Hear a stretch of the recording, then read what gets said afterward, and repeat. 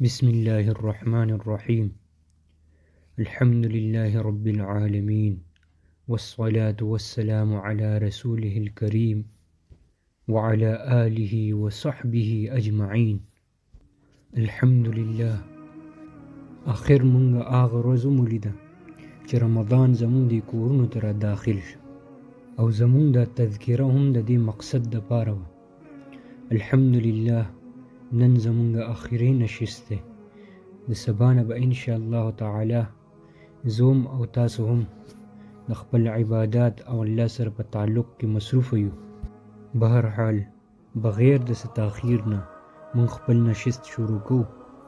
الله اعلم، الله به خبري چې زمونږ دا نشست به څومره طویل وي. الله تعالی قرآن کریم کې فرمایي وَأَنْ لَيْسَ لِلْإِنسَانِ إِلَّا مَا سَعَى. د انسان لپاره صرف هغه څه دي د څه دپاره چې د مهنت او کوشش وکړو.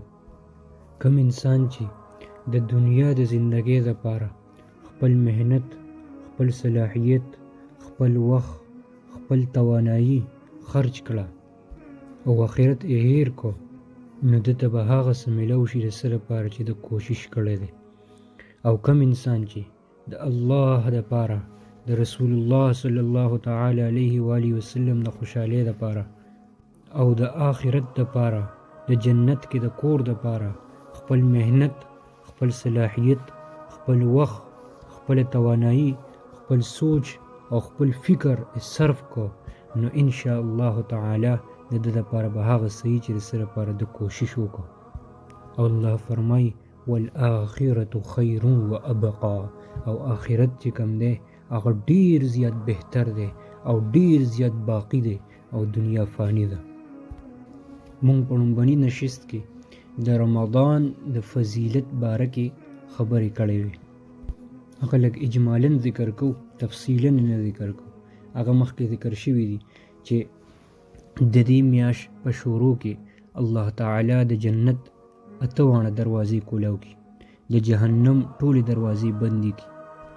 فرشته آواز وکي چې نیکي کول والا مخکې راشه، ګناه کول والا ودرېږه. شیاطین الله تعالی قید کی او د یو فرض په بدله کې 70 فرض ثواب شي، او د یو سنت په بدله کې د یو فرض ثواب شي، د نفل په بدله کې د فرض ثواب شي. په نیکو باندې سیل ولګي. او رسول الله صلی الله تعالی علیه و آله وسلم بر دې میاشت 3 میاشتې مخکې بر دې دپاره تیاری شروع کړو او دا دعاګانې به شروع کړې چې یا الله ته مونږ رمضان پورې ژوندي وساته، یا الله ته مونږ رمضان کې ژوندي وساته. بل په دې میاشت کې یو ورځ شب قدر دی. د دې شپې عبادت د 1000 شپو عبادت برابر دی. او بل عام ورځو کې د رمضان نه علاوه الله تعالی فرمایي من جاء بالحسنة فله 10 امثالها. چا چې یو نیکی وکړه د هغه دپاره د هغې د 10 ثواب دی. او بیا د اخلاص په بنیاد باندې چې چا یو نیکی وکړه او هغه مخلص و، نو د اخلاص په بنیاد باندې هغه 700 ګنات پورې رسی. لکه یو کس 1 روپۍ خرج کړه د الله دپاره، د دې 700 ګنا ثواب درته میلاویږي لکه چې 700 روپۍ د خرج کړي. خو د رمضان باره کې الله تعالی څه فرمایي؟ رمضان باره کې الله تعالی فرمایي، حدیث قدسی دی، رسول الله صلی الله علیه وسلم فرمایلی دي چې الله تعالی د روجې باره کې فرمایي چې الصوم لی، دا روجه زما دپاره ده، دا زما ده. الله تعالی ځان طرف ته دې نسبت وکړو، دې له شرف ورکړو، دې روجې له عزت ورکړو. الصوم لی، روجه صرف زما ده. وانا اجزی به، او زه به په خپله د دې جزای خیر ورکوم، زه به په خپله د دې بدله ورکوم. نو د دې ثواب الله تعالی مخفي وساتو، د دې ثواب الله تعالی پټ کو زمونږ نه. نو دی په دې وجه پټ کو چې د دې ثواب لا محدود دی، د دې ثواب څه حد نشي کېدی چې د دې څومره ثواب دی.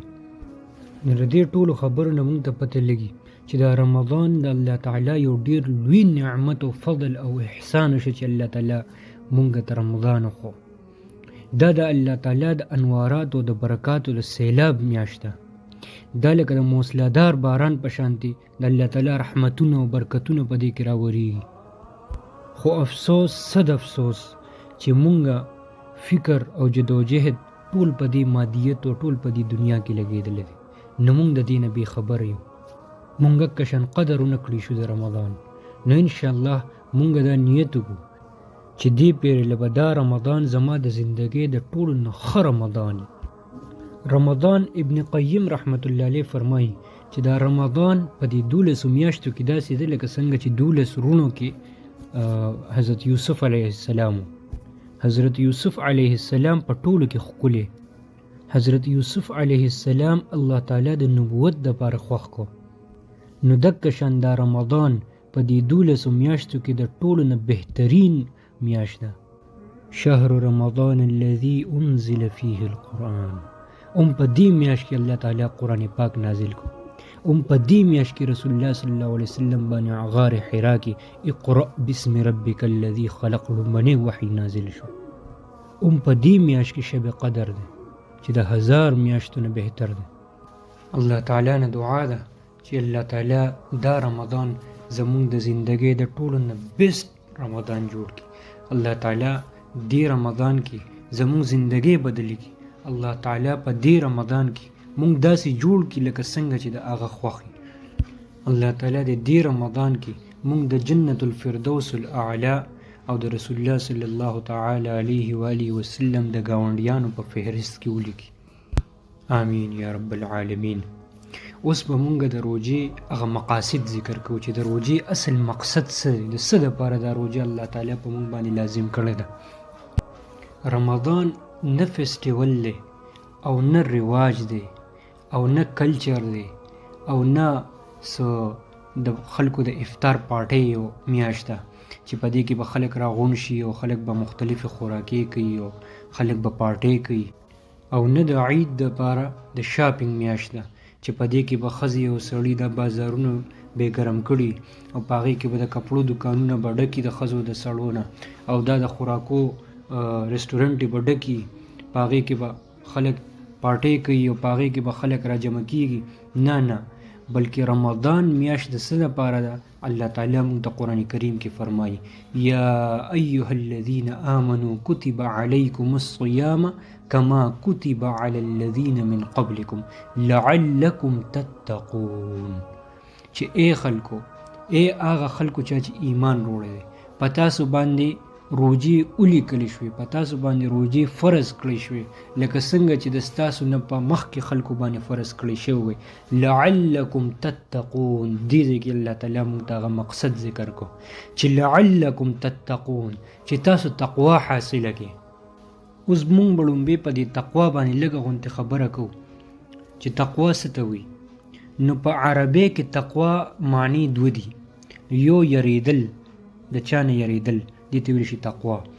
بل ویل شي ځان بچ کول، خپل حفاظت کول، دې ته ویل شي تقوا. دا دوه معنی استعمالیږي خو د دې معنی ډېره زیاته ډیپ ده. ګوره چې د کم شي نه سړی یریږي نو د هغې نه سړی ځان هم بچ کوي.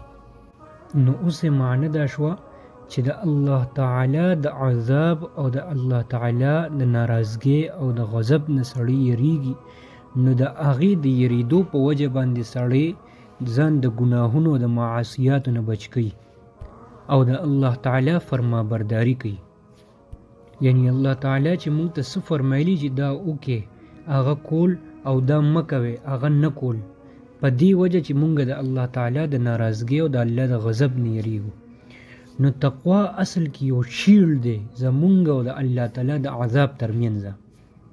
تقوا اصل کې د حفاظت یو ډال دی زمونږ او د الله تعالی د عذاب ترمنځ.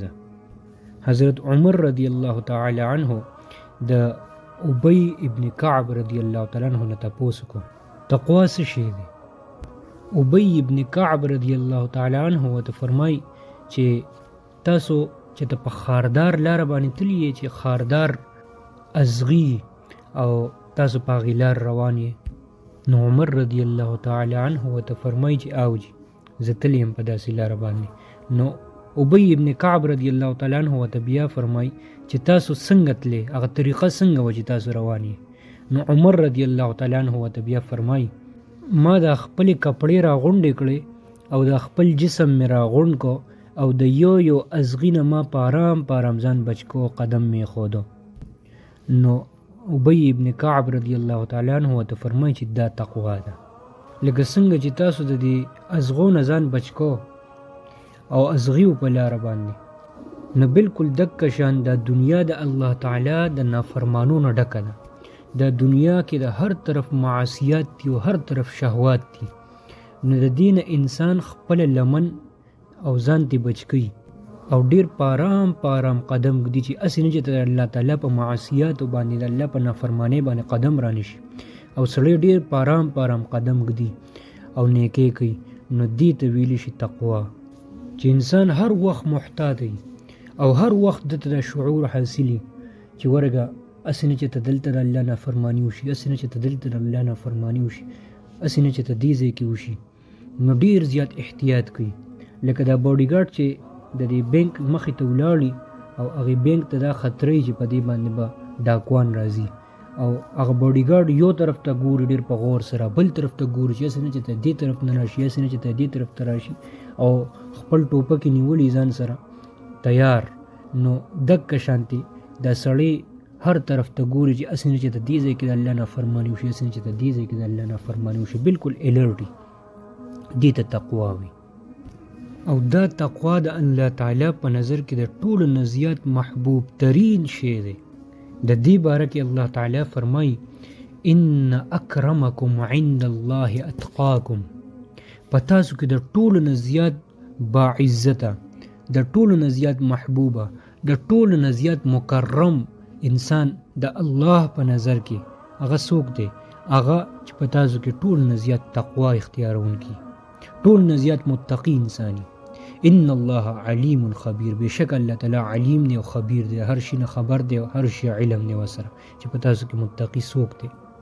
په مونږ ټولو کې د ټول نه زیات باعزت هغه کس نه دی چې هغه سره ګاډي غټي، هغه نه دی چې هغه سره بنگله غټي، هغه نه دی چې هغه د خلکو په نظر کې درون خوږي، بلکې هغه انسان دی کم کس چې د ټول نه زیات متقی. بل آیت کې الله تعالی فرمایي فإن الله يحب المتقين. بشک الله تعالی محبت کوونکی دی متقیانو سره. مونږ کې هر انسان غواړو چې الله تعالی دې مونږ سره محبت وي، الله دې ما سره محبت وي، او یقینا چې ټول عالم الله تعالی سره محبت ساتي. خو د سوچ خبره ده چې الله چې سره محبت ساتي نو الله متقی سره محبت ساتي. نو اوس د روجې مقصد څه دی؟ هغه د تقوا حاصلول دي. ګوره مونږه د انسان مقصد حیات ذکر کړو چې د انسان اصل مقصد حیات څه دی. نو مونږ د هغې کې پته لګېدلې وه چې د انسان اصل مقصد حیات د الله بندگی ده او ښکلی عمل کول دي. بیا ورپسې مونږ ویلو چې د انسان دشمنان کم کم دي. نو شیطان او نفس او غلط ماحول دا د انسان دشمنان. نو اوس د کال 11 میاشتې انسان د دنیا په دې ګندګۍ کې او په دې بازارونو کې او په دې خپل مصروفیاتو کې منهمکی مصروف وي او په دې سره د انسان اصل مقصد حیات ایر شي. نو دا روجه الله تعالی د دې لپاره مقرر کړی چې انسان د الله په بندګۍ کې مصروف شي او انسان د خپل مقصد حیات را یاد شي چې دستا اصل مقصد حیات دا دی. د دې لپاره الله تعالی موږ سره یو مدد وکړو چې شیطان چې زمونږ د ټول نه غټ دشمن او الله تعالی هغه قید کو. دا د الله تعالی د طرف نه یو بونس و، دا د الله تعالی د طرف نه زمونږ لپاره د هدایت چانسز نور سیوا شو. دویم الله څه چلو کو، دویم الله په مونږ باندې خوراک بند کو، اسکاک را باندې بند کو او ښځې سره تعلقات بند کړو. اوس د سوچ خبره دا ده چې زمونږ خوراک نه کول، زمونږ اسکاک نه کول، زمونږ د ښځې سره تعلقات نه قایمول، د دین الله تعالی ته څه فایده ده؟ نو چې سړی سوچ وکړي نو سړی ته پته ولګي چې دا د الله تعالی دا د انسان دویم دشمن چې کوم دی هغه نفس، دا د هغه کمزوري کول مقصد دی. نفس په څه مضبوطیږي او خوشحالیږي؟ په ډیر خوراک اسکاک باندې. دویم نفس په څه خوشحالیږي؟ ښځې سره تعلقات قایمول، جنسی خواهش باندې. نوس الحمدلله د الله تعالی چې څومره شکر ادا کو کم دی په دې رمضان کې او په دې روزو کې د انسان نفس هم کمزوري شي. نو چې یو شیطان قید شو، دویم نفس کمزوري شو، نو انسان ته هدایت لارې ډېرې زیاتې اسانې شوې او د انسان ټوله توجه اوس د الله تعالی بندګۍ طرف ته شو.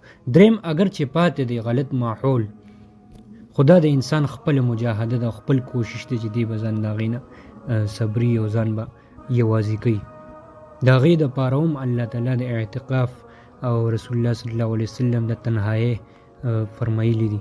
نو هغې سره بیا دغه فایده هم حاصله شي، نو د انسان ټوله توجه دې طرف ته شي.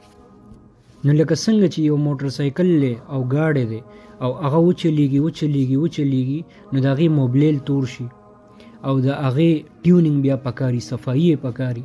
نو دکه شان دا 11 میاشتې د انسان نفس په دې دنیا او په دې مصروفیات او په دې شهوتونو کې او خواهشاتو کې مختلف هغې کې منهمکه شي او سخان شي. نو الله تعالی دا یوه میاشت مقرر کړې ده چې په دې کې انسان ته مقصد حیات را یاد شي چې ګوره ته زما دپاره پیدا شوي. دویم انسان دا نفس ګنده شي نو د دې ټیونینګ په دې میاشت کې وشي، په دې ذکر او اذکار سره، په دې تلاوتونو سره، په دې قیام اللیل سره، په دې نوافلو سره، په دې سجدو سره او په دې صدقو خیراتونو سره او په دې د رحمتونو باران سره او د برکتونو باران سره د انسان صفایي وشي او انسان د تقوا حاصل شي او بیا ورته 11 میاشتې د الله تعالی بندگی آسان شي او بیا ورته 11 میاشتې د الله تعالی ځکه چې هغه نفس او هغه زړه پاک شي په دې یوې میاشت کې. نو چې زړه پاک شي او نرم شي نو بیا انسان د الله تعالی طاعات باندې هم په اسانۍ سر راتلی شي او د انسان د الله تعالی د نافرمانونو هم صبر شي. بل ګوره روجه رسول الله صلی الله علیه وسلم فرمایي چې روجه صبر دی، روجه د صبر نوم دی. په دې کې الله تعالی مونږ د حلال سیزونو نه منع کوي. ګوره انسان وبنس کی دا د لپاره حلال دی، انسان خوراک نه کوي دا د لپاره حلال دی، انسان ښځې سره نه ملاویږي دا د لپاره حلاله ده. نو دی سره د خواهشه سره د خواهش نفس دی خوراک نه کوي د الله د رضا دپاره، د الله د خوشحالۍ دپاره او الله د غضب نه د یریدو د وجې دی خوراک نه کوي او هغې ته ښه ګوري چې دا سیب دی او مزیدار دی، دا اوبه دي مزیدارې اوبه دي، خو هغې ته ګوري او انسان هغه نسکي، ښه یې ورته زړه کېږي، ښه یې نفس غواړي او د ده لپاره حلال هم دي، خو هغه حلال شی پې الله تعالی بند کو چې ده کې د صبر ماده پیدا شي. دا لکه څنګه چې خلک مسلز جوړي او جیم ته ځي او هغې کې مسلز دپاره مختلف کوششونه کوي او بیا یې مسلز جوړ شي، دکه شان دا د صبر جمنیزیم دی، دا د صبر جیم دی چې په دې میاشت کې انسان کې د صبر ماده پیدا شي، استحکام او مضبوطوالی پکې پیدا شي. نو چې انسان په دې یوې میاشت کې 30 دن انسان د اوبو او د خوراک او د دې هر څه نه د ښځې نه ښه ورته ګوري او دې هیڅ نشي کولی د الله د رضا لپاره او صبر کوي، نو دا انسان له قوت ورکي او طاقت ورکي په دې خبره باندې چې د الله د حرام کارونو نه هم سړی صبر کول ورته آسان شي. چې یو سړی یو میاشت د حلال کارونو نه صبر وکړي نو بیا انسان د حرام کارونو نه هم صبر ورته آسان شي. او سبحان الله دا زمونږ دپاره هم یو سبق دی چې یو میاشت زه د حلال کارونو نه صبر کولی شم نو د حرام کارونو نه ولې نشم کولی صبر. خو دا شیطان دی او دا نفس دی او دا غلط ماحول دی چې هغه ما په دې باندې مجبوره کوي چې یاره دا ګران دی، دا دین باندې چلیدل ګران دی، حالان کې هېڅ ګران نه دی. دا الله تعالی مونږ ته یو ډېر ښکلی سبق په دې کې راکوي چې انسان د حلال شي نه ځان صبرولی شي، د حرام نه به درجې اولا ځان صبرولی شي، صرف عزم او اراده ده. نو دا د روجې اصل مقصد دی او هغه تقوا ده. په دې کې الله تعالی انسان پاک ګوره د خوراک سکاک او د بشري تقاضې چې کوم دي، ښځې سره ملاقات، خوراک سکاک، د خوراک سکاک دا دننه په خېټه کې جمعي، دا خو مونږ ته ښکاري نه، خو مونږ ته ډاکټرانو دا ساینس او دا هر څه مونږ ویلي دي چې دا په انسان کې ګنده مواد په شکل کې دننه په خېټه کې پروت دي. دا د حیوان صفت دی، مونږ ته خو بظاهر دا نه ښکاري خو الله ته خو ښکاري کنه. نو الله په دې یوې میاشت کې مونږ له د فرشتو صفت راکړو. د فرشتو صفت څنګه چې فرشتې خوراک سکاک نه کوي، هغې واشروم ته نه ځي او هغې صرف د الله بندگی کوي. نو الله تعالی په دې یوې میاشت کې مونږ له د فرشتو صفت راکړو چې مونږ هم په دې کې خوراک سکاک نه کوو او په دې کې مونږ خالص د الله بندگی کوو لکه څنګه چې فرشتي کوي. نو الله تعالی مونږ د فرشتو مشابه کړو. عام ورځو کې هم د اولیاء الله دی خوراک سکاک ډیر زیات نه کوي او زیات زور یې دی چې څومره کم خوراک وکړي نو دومره ښه دی، ځکه چې الله تعالی د فرشتو مشابه شي، د فرشتو هغه صفت اپناو کړي. الله تعالی دې مونږ له د اصل مقصد چې کومه تقوا ده په دې رمضان کې دې الله تعالی مونږ له حاصله کړي. اوس به مونږ په دې رمضان کې به څه کوو انشاءالله د دې باره کې به مونږ خبره کوو. د ټولو نه لومړنی چې کله د رمضان میاشت راانټر شي او رمضان میاشت اوس د ماښام نه به شروع شي، نو د ماښام د مونځ نه پس 2 رکعاته نفل صلات توبه مونځ د دې دپاره چې الله تعالی زموږ ټول ګناهونه رستنی معاف کړي صدق دل سره. نور 2 رکعاته صلات شکرانه چې الله تعالی مونږ ته د رمضان د میاشت وښوله، او بیا نور 2 رکعاته صلات حاجات چې الله تعالی په دې رمضان کې مونږ هغه خوشبخت خلکو کې واچي چې زمونږ نه الله تعالی خوشاله شي، او په دې رمضان کې خاص په دې نیت سره چې الله تعالی مونږ خپل فرمانبردار بندګانو کې واچي، مونږ له قلب سلیم راکړي او زمونږ له اختتام په لا اله الا الله محمد رسول الله کامل ایمان باندې راکړي او جنت الفردوس الاعلى وارثانو کې. نو دا 4 رکعاته نفل به مونږ لازمن کوو، نو انشاءالله مونږ به د رمضان نه فایده اخیستونکي شو. بل زمونږ ابتدا به ښکلې وشي د رمضان. ضروري نه ده چې د ماښام مونځ نه پس دي، وروسته د ماسخوتنې دي، تهجد په وخت کې دي، خو دا 4 رکعاته نفل به خاص د دې دپاره مونږ کوو انشاءالله تعالی. دویم، مونږ به د ګناهونو نه پرهیز کوو چې د کومو ګناهونو مونږ ته علم دی چې دا ګناه ده، دا نه دي پکار، هغې نه به مونږ بالکل کټ آف، هغه به مونږ بالکل نه کوو. کم از کم دا 1 میاشت به بالکل نه کوو. هغه هر قسم ګناه به مونږ د الله تعالی دپاره پرېږدو، ځکه چې په دې میاشت کې چې څومره د ثوابونو زیات ثواب دی، د نیکو زیات ثواب دی، دکه شان د ګناهونو د الله د نافرمانۍ هم زیاته ګناه ده. حضرت ابو هریره رضی الله تعالی عنه فرمایي صحیح البخاری کې دی: من لم يدع قول الزور والعمل به فليس لله حاجة في ان يدع طعامه وشرابه. کم انسان چې دروغ نه پرېږدي او دغابازي نه پرېږدي، نو د الله تعالی هیڅ پروا نشته، الله تعالی ته هیڅ ضرورت نشته چې دی خپل خوراک پرېږدي او سکاک پرېږدي. او بل دا میاشت د تقوا دپاره، دا میاشت د صبر میاشت، نو په دې کې مونږ د ګناهونو نه پرهیز زده کړو چې مونږ به د ګناهونو نه څنګه ځان بچ کړو. الله دې مونږ د الله د نافرمانۍ نه وساتي، د ګناهونو نه وساتي. بل حدیث دی ابو هریره رضی الله تعالی عنه نه: رب صائم ليس له من صيامه الا الجوع ورب قائم ليس له من قيامه الا السهر. ډیر روزهدار داسې دي چې د هغې په روژه کې نشته د هغې دپاره مګر صرف هغه لوږه او تنده ده، او ډیر قیام اللیل والا داسې دي چې ټوله شپه عبادتونه کوي چې د هغې په ولاړه کې هېڅ نشته د هغې دپاره مګر صرف هغه ستړیوالی دی او د خوب نه کول دي. مطلب د هغې دپاره دی کې څه ثواب نشته. نو دا ولې؟ ځکه چې دې ګناهونه نه پرېږدي. صبر صرف د خوراک سکاک نه کولو نوم نه دی، بلکې د الله د نافرمانۍ نه صبر کول د دې نوم دی. بل حدیث دی ابو عبیده حضرت عبیده رضی الله تعالی عنه بن جراح نه چې الصوم جنة، دا روجه ډال دی، دا د شیطان نه ډال دی، د جهنم د اور نه ډال دی، د الله د عذاب نه ډال دی، ما لم یخرقها، تر دې پورې چې هغه په ګناهونو باندې اونشلي، یعنی دې ګناهونه کوي نو دا روجه د اوشلیږي. نو چې مونږه د ګناهونو نه ځان بچ کو. دریم، مونږ هر وخت استغفار، هر وخت درود شریف، هر وخت د الله تعالی مغفرت تلاش کو، هر وخت ذکر اذکار کو.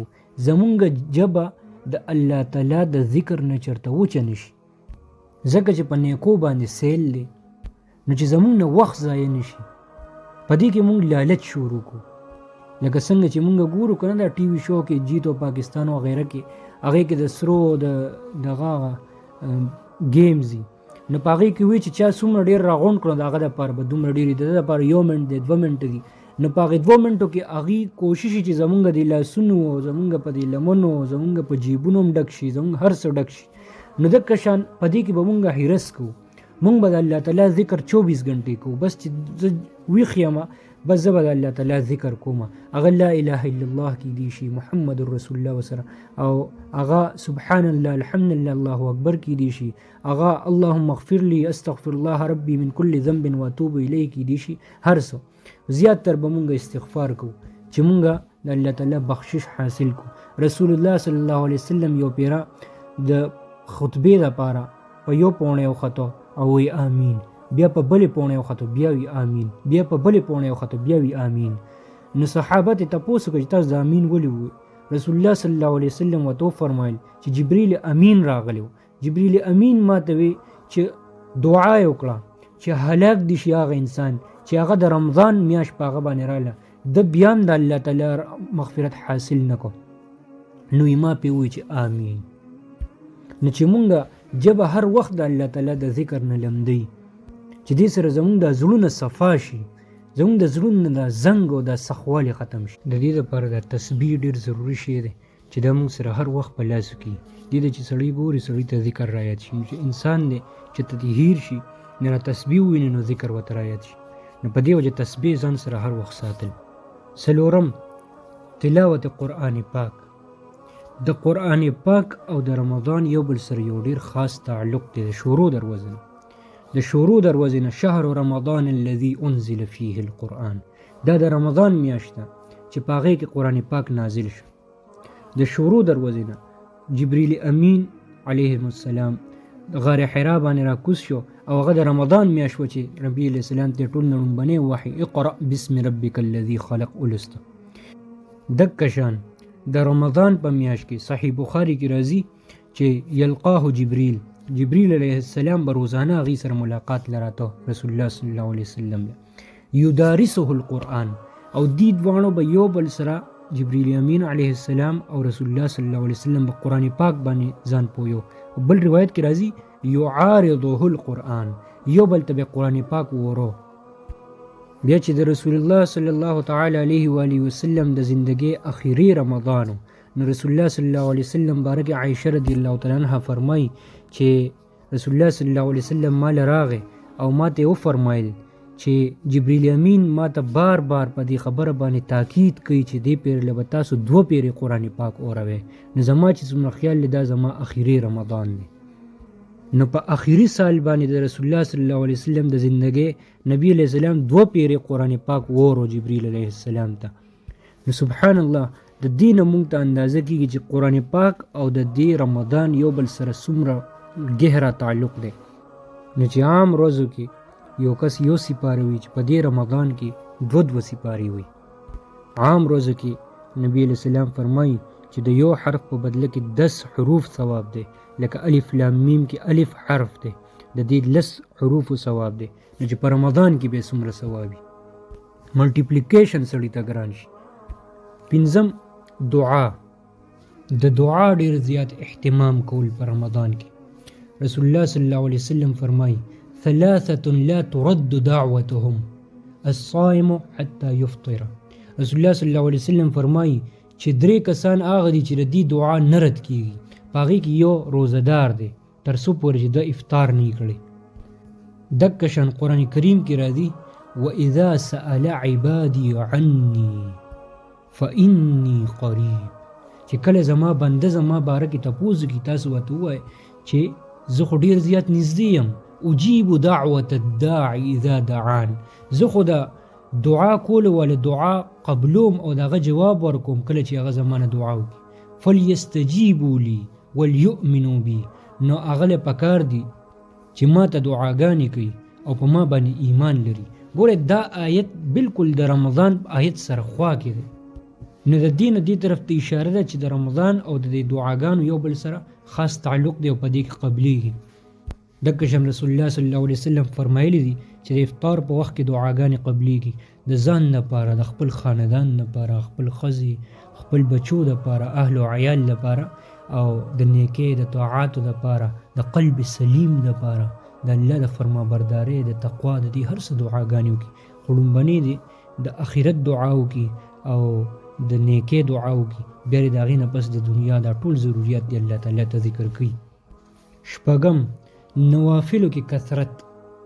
د ماسپښین لمونځ نه پس 2 رکعاته نفل، د ماښام لمونځ نه پس 4 رکعاته اوابین نفل، د سحر لمونځ نه پس اشراق، بیا د چاشت لمونځونه، بیا د دې نه علاوه د مازدیګر لمونځ نه مخکې یو 2 رکعاته 4 رکعاته نفل، د عشاء نه مخکې 4 رکعاته نفل، دکه شان قیام اللیل، دکه شان تهجد، د ماسخوتن لمونځ نه پس تراویح، واړه واړه سورتونه د زنانو دپاره، واړه واړه سورتونه چې هغې قل هو الله احد دي پکې، دا واړه واړه سورتونه 20 رکعاته نفل، او د سړو دپاره تراویح په جماعت کې ختم کول.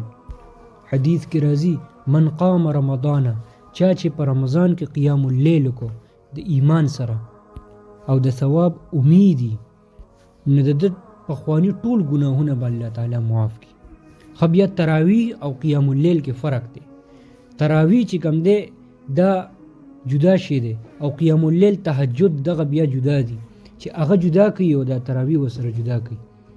ما تاسو ته ووایي چې په دې کې به مونږ حرص او په دې کې به مونږ لالچ کوو. رسول الله صلی الله علیه وسلم چې سیرت مونږ ولولو، نو په دې کې په عام روزه کې به رسول الله صلی الله علیه وسلم لومبنۍ شپې کې اوده شو او بیا به تهجد لره پاسېده. خو د رمضان په میاشت کې رسول الله صلی الله علیه وسلم به ټوله شپه عبادتونه کول، نو چې مونږ هر وخت الله تعالی ته په سجدې کې سر یخي، الله تعالی ته فریاد کوو، الله تعالی ته جاړو، ځکه چې زمونږ غلامان یو او زمونږ دپاره دا مناسب ده چې مونږ دا سر یخي الله تعالی ته، پوز هم یخي الله تعالی ته، او د الله دپاره دا مناسب ده چې الله تعالی مونږ له بیا د هغې په بدله کې اجر او ثواب راکړي او مونږ له جنت الفردوس الاعلی او خپله رضا راکړي. اووم شي هغه به مونږ څه کوو؟ صدقات کې به کثرت کوو، بایچاره او مسلمانانو رونو سره به خیرخواهي کوو، او کور کې کو والدین دي هغې باندې څه بوج دی هغه به ترې کمو.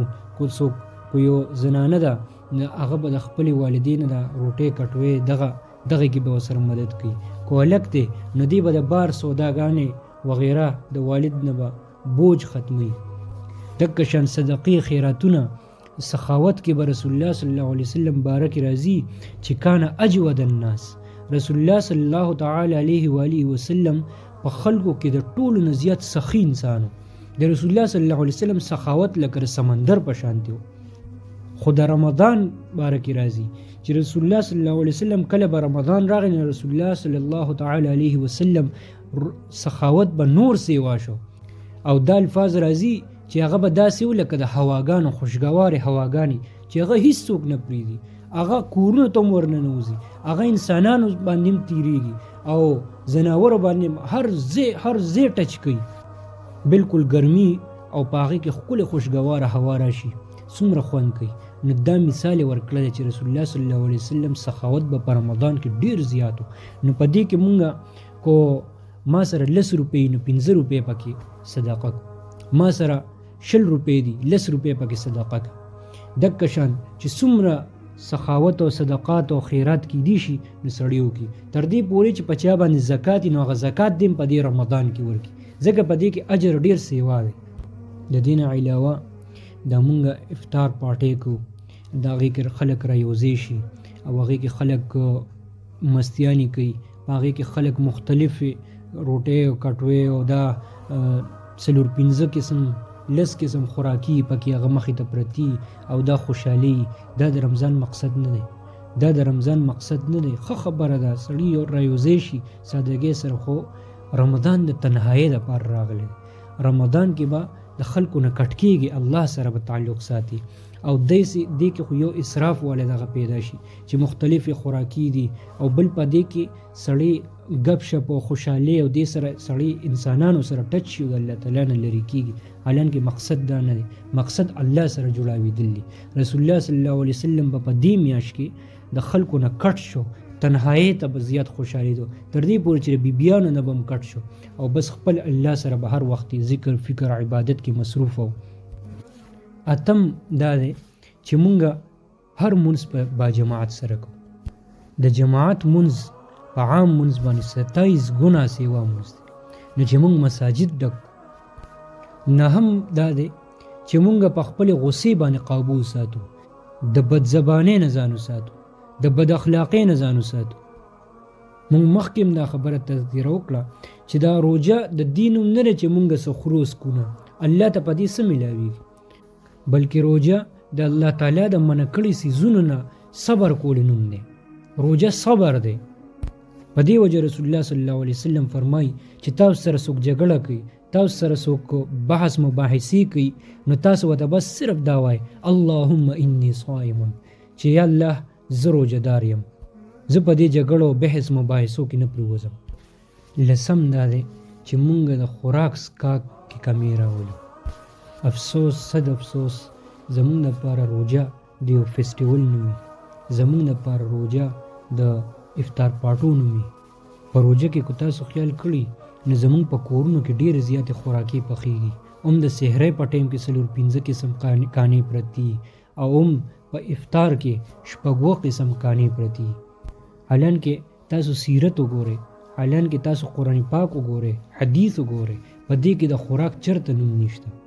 بلکې روژه خو راغلې د دې دپاره ده چې قوت شهوانیه، چې د شهوت هغه قوت سړی دباو کړي، خوراک کم کړي. 4 څیزونه داسې دي چې دا به کم کې، 4 څیزونه داسې دي چې په دې کې څومره کمی وي دومره پکې ثواب سی وایي. قلت الطعام، خوراک به کم کې. قلت المنام، خوب به کم کې. قلت الکلام، خبرې به کمې کې. قلت الاختلاط مع الانام، او د خلکو سره ګډوډېدل، خلکو سره خبرې اترې مکس کېدل، دا به کم کې. کم سړی چې خوراک سیوا وکړي د خوراک د بخارات دا د ذهن ته وخیږي او انسان حافظه کمزوري کېږي، د انسان له بیا خوب سیوا ورځي، او خوب خو غفلت دی. نه چې په روژه کې که تاسو خیال کړي مونږ خوبونه ډیر زیات کوو، عام طور باندې چې مونږ کوم خوب کوو په روژه کې مونږ خوب سیوا کوو، عام طور باندې مونږ چې څنګه خوراک کوو په روژه کې مونږ خوراک سیوا کوو. دا د روژې هغه مقصد فوت کیږي، دې سره د روژې هغه مقصد بیا نه پوره کیږي. هغه مقصد دا دی چې قوت شهوانیه او قوت حیوانیه دا کمزوري شي، او قوت ملکیه د فرشتو هغه صفت او د نورانی صفت چې کوم دی هغه په مونږ کې راشي. نو په دې وجه د خوراک به کمو. شیخ زکریا رحمت الله علیه فرمایي چې په روژه کې مونږ د خوراک ټایمینګ صرف بدل کو. مونږ د سحر نور کله د سحرې کې مونږ خوراک نه کو، بس مونږ سحرې کې دومره خوراک وکړو چې د ټول ورځې لپاره هغه کافي شي، بیا ټول ورځ په مونږ باندې لوګه تند نه لګي.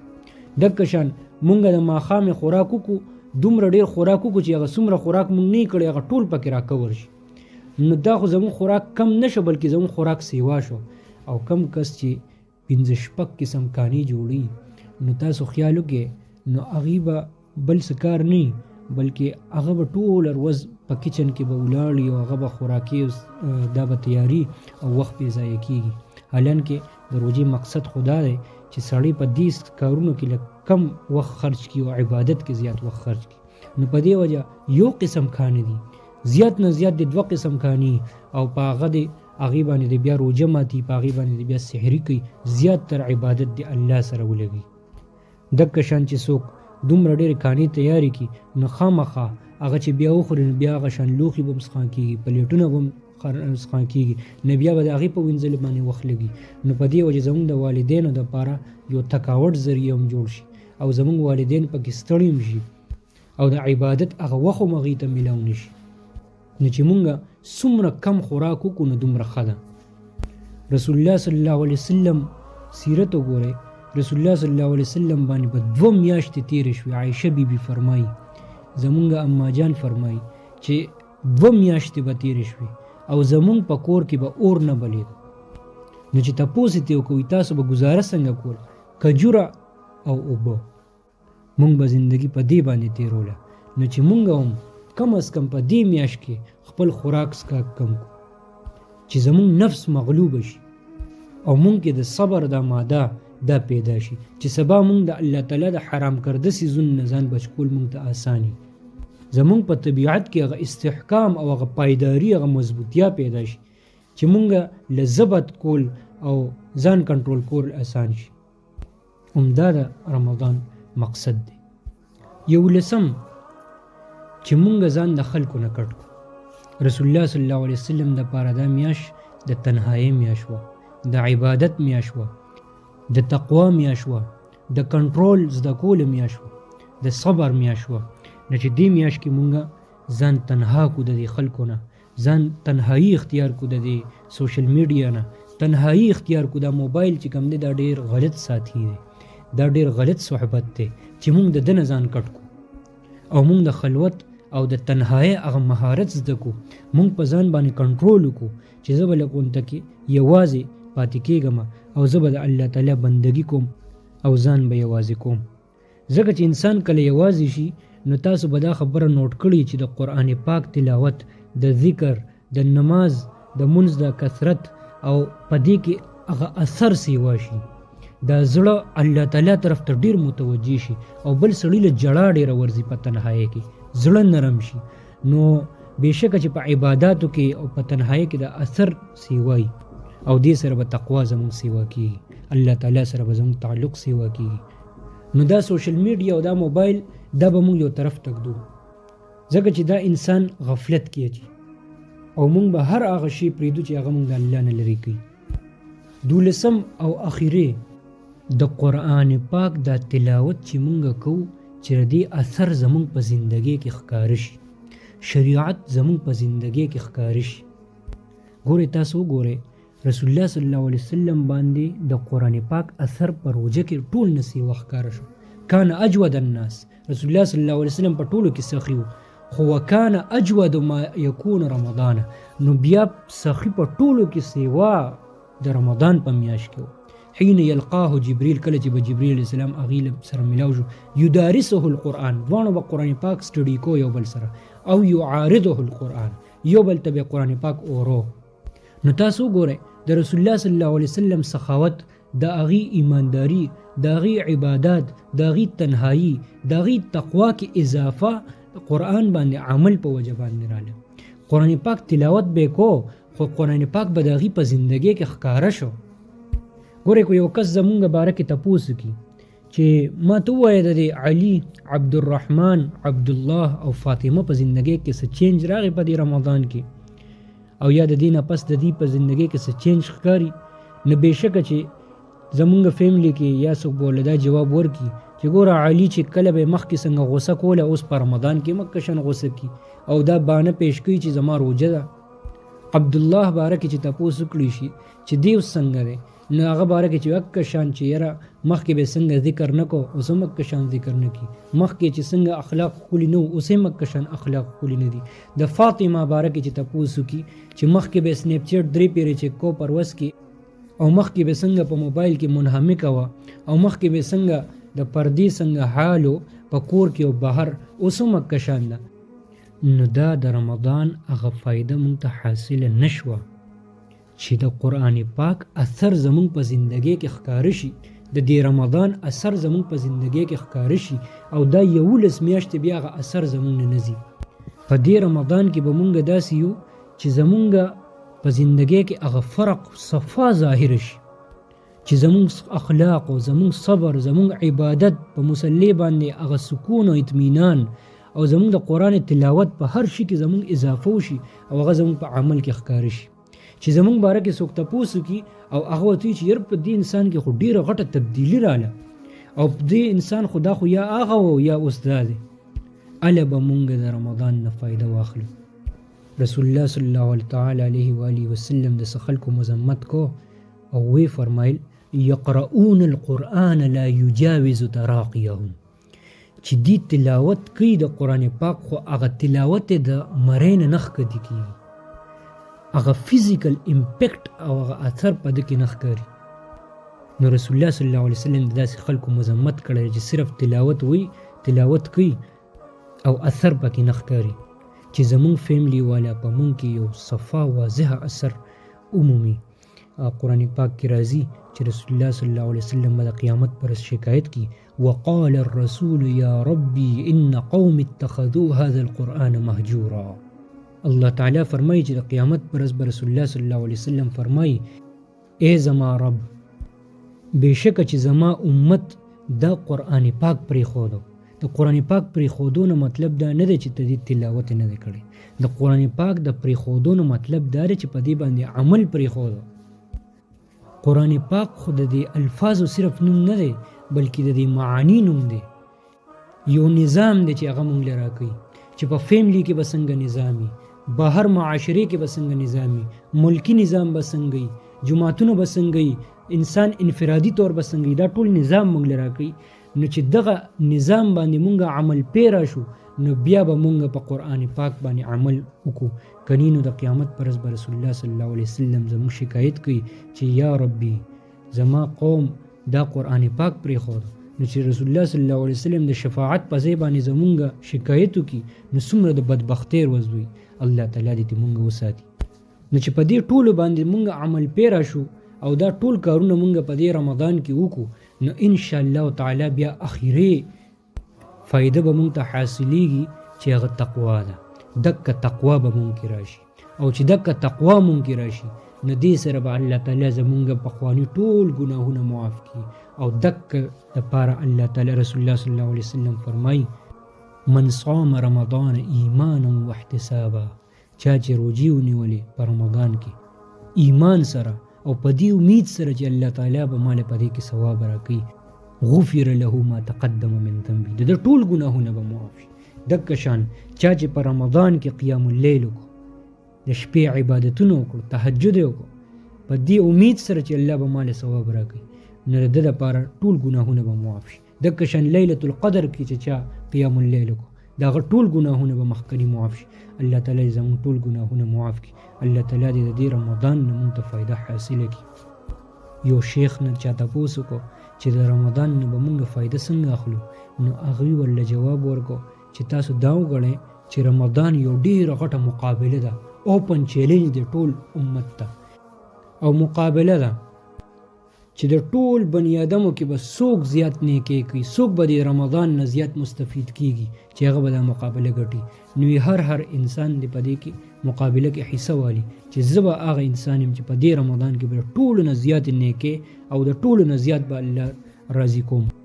یاد وساتئ چې دا رمضان د ټولو دپاره رحمت دی، د ټولو دپاره برکت دی، د ټولو دپاره سیل دی، خو په دې کې صرف بعضې خلک د دې نه فایده اوچته کړي. نو هغه بعضې خلکو کې چې مونږ هم شامل شو. الله تعالی دې مونږ هغه خلکو کې شامل کړي چې هغې سره الله تعالی او رسول الله صلی الله علیه وسلم محبت کوي او چې هغې مړه شي نو د الله تعالی عرش خوشحالي، او چې هغې مړه شي او الله تعالی لځي نو الله او د الله رسول صلی الله علیه وسلم ورته خوشحالي، او رسول الله صلی الله تعالی علیه و وسلم د هغې استقبال ته ولاړي.